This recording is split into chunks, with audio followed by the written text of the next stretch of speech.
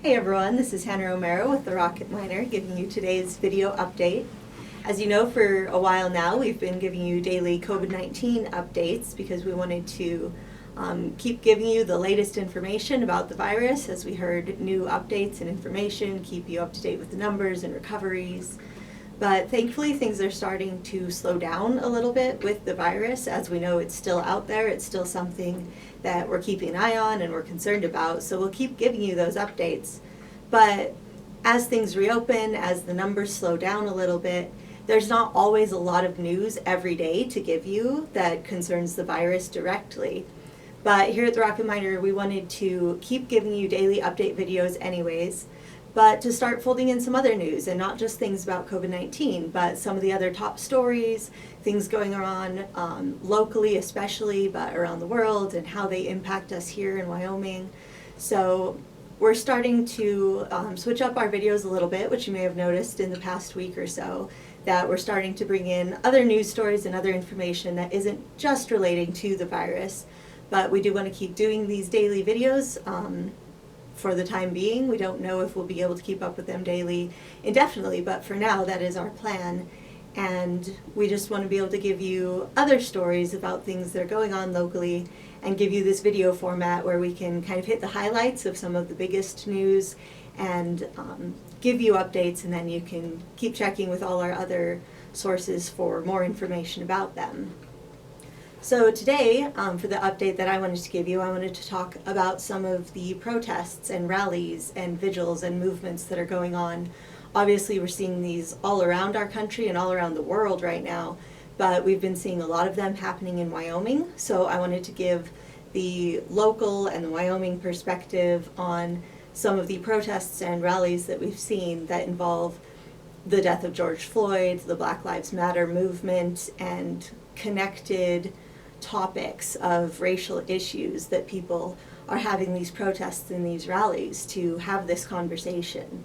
So I wanted to give some of the latest on what we've been hearing about the protests going on in Wyoming.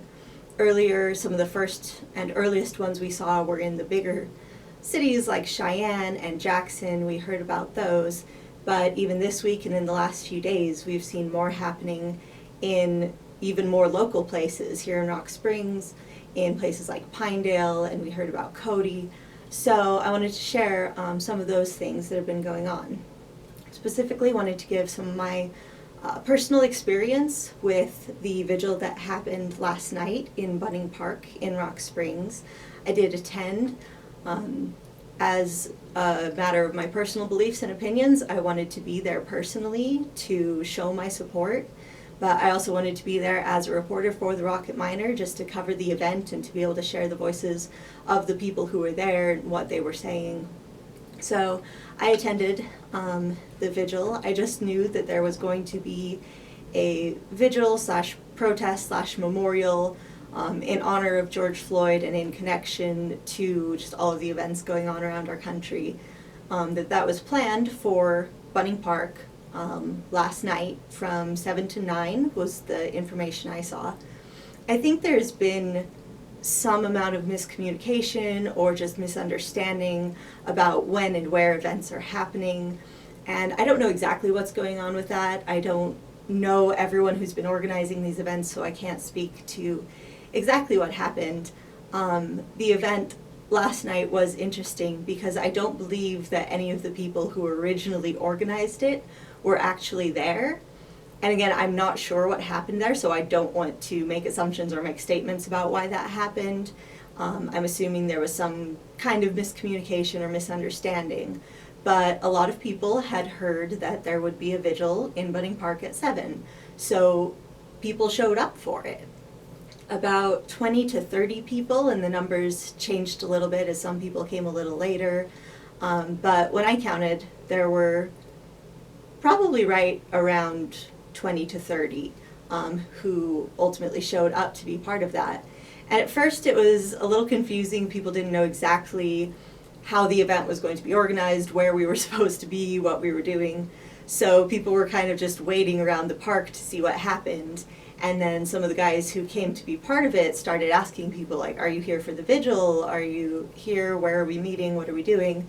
So the groups just kind of started coming together on their own.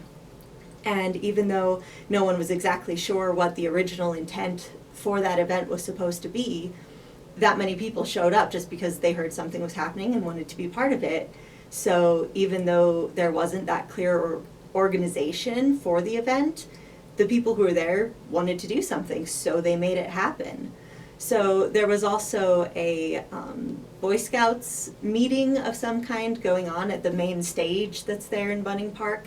So they had that area, so we just let them have that area and keep doing their own thing. There's a gazebo that's not too far away. So as the group started getting together and saying, "Are you here for the vigil? Let's get together, let's start, let's do something," decided to go into that gazebo.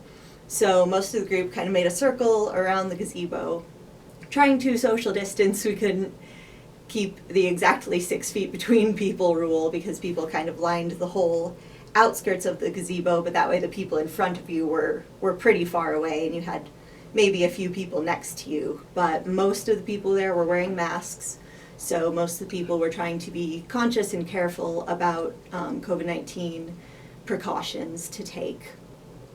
So the group got together in the gazebo, and Navarre Mudd, who was not one of the ones who originally organized it, but was one of the ones who was like, "Let's start, let's do something," suggested that we take a moment of silence, and specifically that we spend 8 minutes and 46 seconds in silence. And for any who don't know, that is the amount of time that a police officer kept his knee on George Floyd's neck before George Floyd died. So lots of people are using the 8 minutes and 46 seconds as a way to honor George Floyd and his memory, and just as a way to organize some of these events. So we spent that time in silence, and just as a personal note, it is incredible how long 8 minutes, almost 9 minutes can feel. The first few minutes, well, Navarre took out his phone and started a timer, and then he set it on the ground, and I was fairly close to him so I could see the timer. And I looked at it at one point and I was like, we're only 3 minutes into this, really? Like, that was a long 3 minutes when you're just standing in silence and you're thinking about not being able to breathe for that amount of time. Are you thinking about what you've heard and what you know about racial injustice in this country? It's a long time to sit and think, and it was sobering. So we spent that time in silence. And then people just started having a discussion.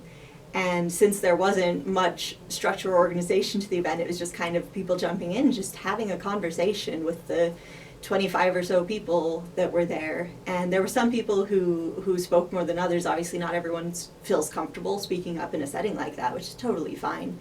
But those who wanted to share and were willing to share just shared some of their thoughts and ideas about racism, about what we're seeing in our country, and specifically about our local community and what we can be doing, how we can be helping, what kind of action do we take.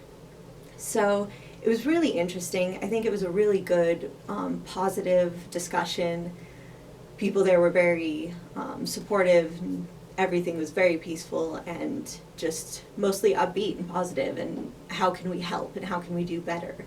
So you can actually watch the full discussion. Our editor, Caleb Smith, also came to help cover the event, and he recorded a video of that discussion. It's about 20 minutes long, and that's the bulk of the discussion that was happening. So you can watch that. You can see for yourself what was said and the different ideas that people shared. It was, like I said, I felt like it was really positive. What can we do about racism? How do we speak up? Saying that we need to speak up when we hear people making jokes or saying things that are racist. We shouldn't just ignore it. We shouldn't stay quiet. We need to speak up and say something. I was encouraged by the positivity towards our community, towards our town and our police, and how things aren't as bad here as things that we see across the rest of the country. People express their gratitude for that and for our local law enforcement and the way that they treat people here.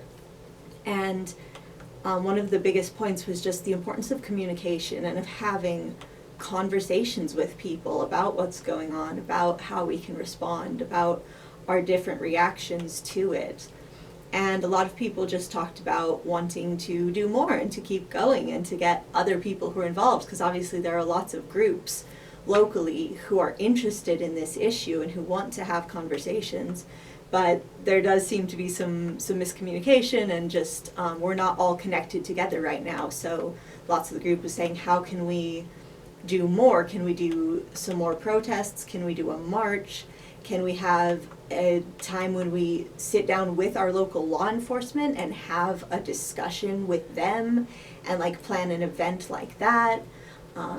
So one of the biggest action steps that was taken from the evening was that Matt Fowler, who was there, who was, again, not one of the ones organizing it, but one of the ones who started asking people around the park, are you here for the vigil? Let's meet, let's go do something.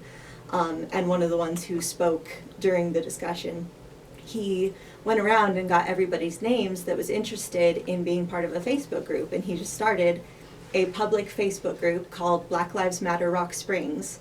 And the group is public, so anyone who is interested can join that group right now, and just to have discussions and to start trying to plan events and to figure out what else we can be doing locally as a community to connect. So I thought that it was a really good event. I thought it was very positive and encouraging and helpful. I personally was encouraged by it and by being a part of it. I know there are so many different angles to take on the issues that we're seeing in our country, and so many different things going on and concerns to have about them. I completely understand that.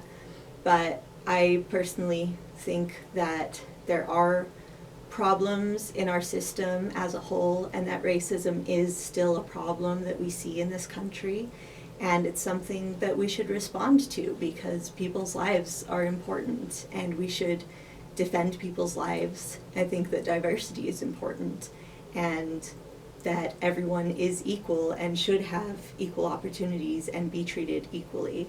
So I think that it's good to have these conversations about, is that happening in our country? What do we do? How do we respond? What action do we take?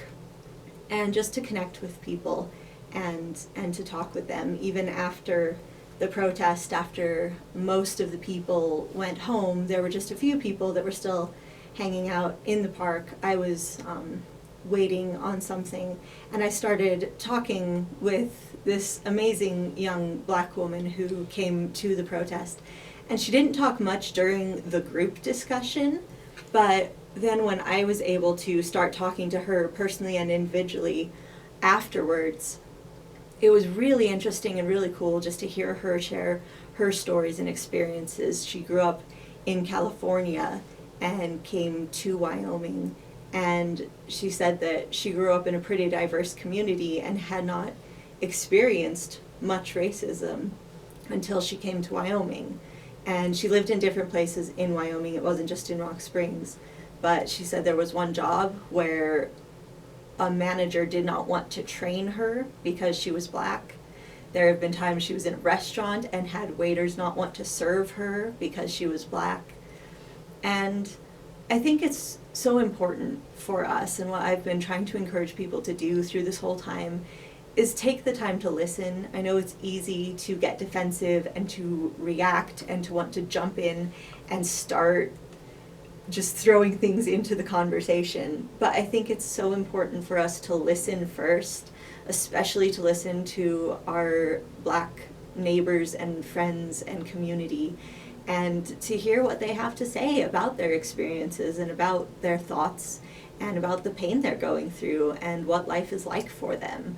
I think that we need to hear their voices right now, and we need to understand their perspective and really listen and really try to understand and empathize before we just start jumping in with arguments.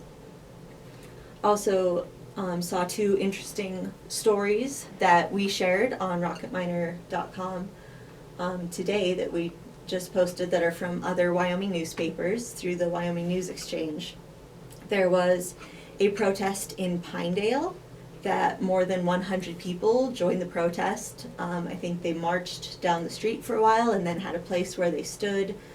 Lots of signs, lots coming together to support Black Lives Matter and be part of that. Interestingly, the story also mentioned that there was another side to the protest, that a counter-protest group formed on the opposite side of the street. And this was a group of, according to the story, about 10 men with assault rifles strapped to their chests and an All Lives Matter sign pointing south. One of the men in that group from Pinedale, who had a pistol with him, said that the counter-protest was there to keep the peace. Also, we saw a story about a protest in Cody that was even bigger, had about 350 people. It was a very organized and planned event. They had speeches. The police chief spoke, the mayor spoke. So it was a pretty big event, obviously, with a lot of people participating. And both of these protests remained peaceful. I don't think anywhere in Wyoming to this point we have seen any violence connected to the protests. And I'm encouraged by that. I am very proud of Wyoming for that, and I hope that that continues. I think that, again, I know there are a lot of angles to consider in all of the issues that we're talking about right now, but I think it's important to have these conversations, and it's uncomfortable and it's difficult, but I think it is good for us to make ourselves uncomfortable enough to be willing to listen and to try to understand and to see multiple perspectives. And I just would encourage everyone with that as this continues, and even when things like protests aren't happening as regularly, when this starts to die down a little bit, it's still an issue that we need to keep talking about and we need to keep finding ways to address. So I would just encourage everyone, just thank everyone in Wyoming for continuing to be peaceful and to talk about these things in a way that is respectful and kind, and just encourage everyone, no matter what your thoughts are on this issue, just to be willing to listen to someone with thoughts on the other side, as we would call it, and to find the things that we can agree on and to find ways that we can work together for positive change. So thank you for listening. You can check out rocketminer.com and the newspaper for stories about last night's vigil, stories about these other protests that have happened around Wyoming. So thank you for listening, and we'll keep giving you more news updates. Have a good day.